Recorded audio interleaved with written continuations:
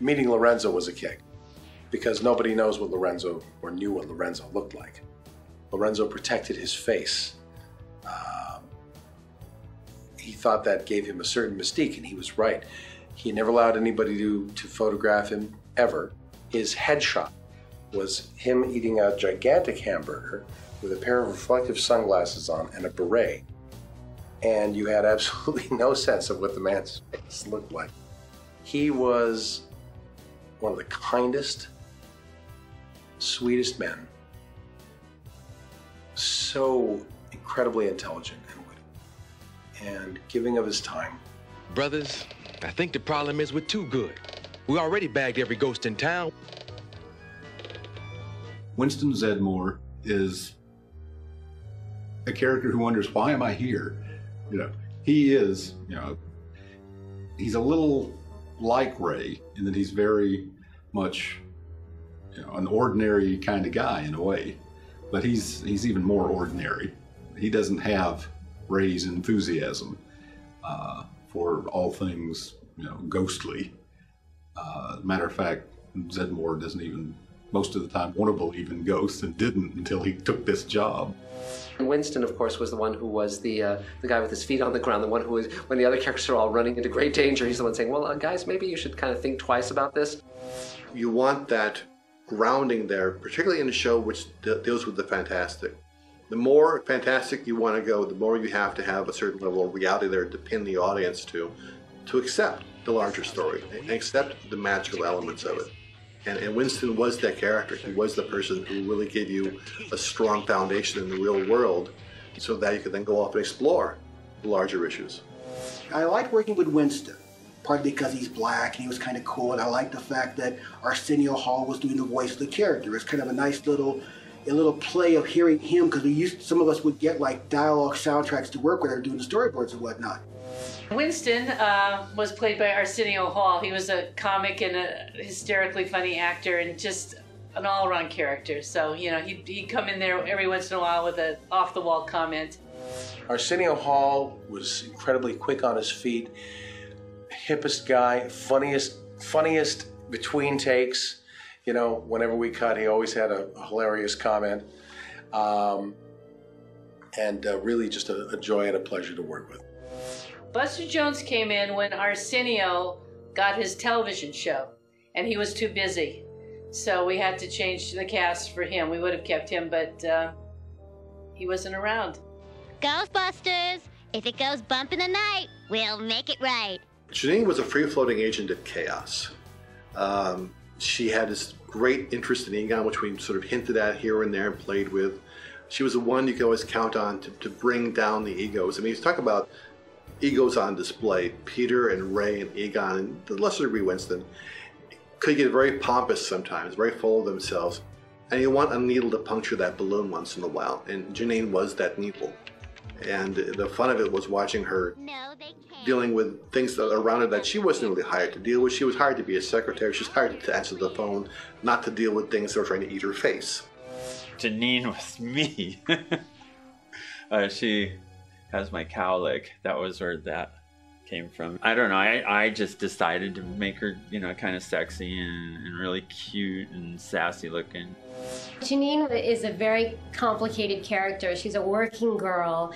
She takes her job very seriously. In her mind, she has set up this Ghostbuster business. They would be, you know, in the poorhouse if Janine wasn't, you know, running the show. And she just ran it, and she just did everything, and she was very emphatic about it, and liked things a certain way, and loved Egon. And I think that he loved her too. He just showed it not in the way wasn't as demonstrative as Janine would have liked. She really was an honorary fifth Ghostbuster. When I was doing Janine, I remembered Annie Potts, but I wasn't doing an impression of her because I'd only seen it once. So I really, my mom is from Brooklyn, and I really just sort of did her and my spin on it. So it's really easy to access. We had great fun with Janine because we took her much farther than the movie did.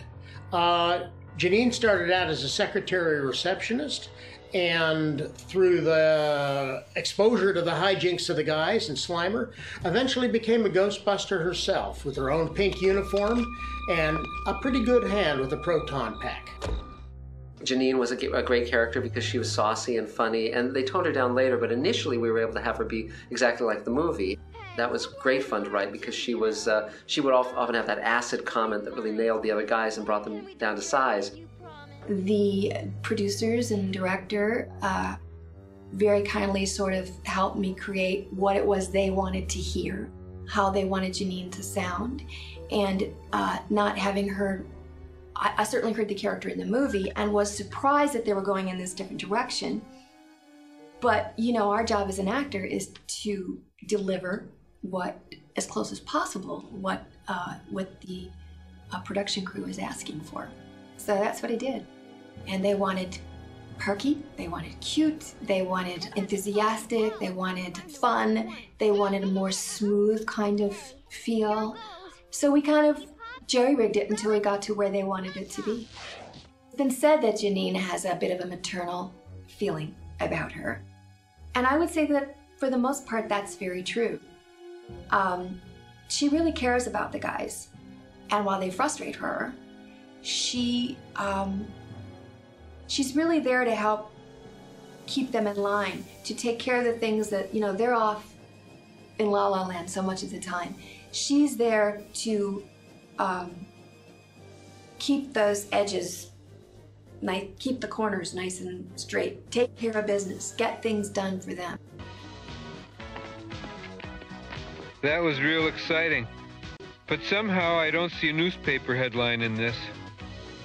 I'm not surprised at the longevity of the real Ghostbusters because my experience has been that when you write from love, from delight, to entertain yourself, to entertain your friends, that's the work that's going to stand because you're not writing down to anyone, you're not writing what you think the market wants, you're not trying to second guess yourself creatively, you're just coming exactly from where you live. And I'm very pleased that Ghostbusters has lasted over these decades. I think it will continue to. I think people will be delighted many years to come by this material. Looking back over the life of the show, I mean, it was 7 years, but it's 23 years since we did the first episode. And I still get fan mail when I go to a convention like the Comic-Con. I still get a whole bunch of Egon questions.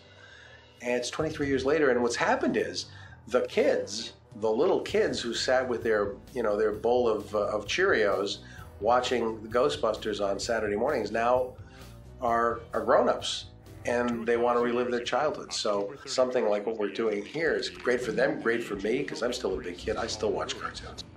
I'm amazed, though. The staying power, there's been a few shows I've been on that have had tremendous staying power, very few. This is the first of those, and it's held on the longest.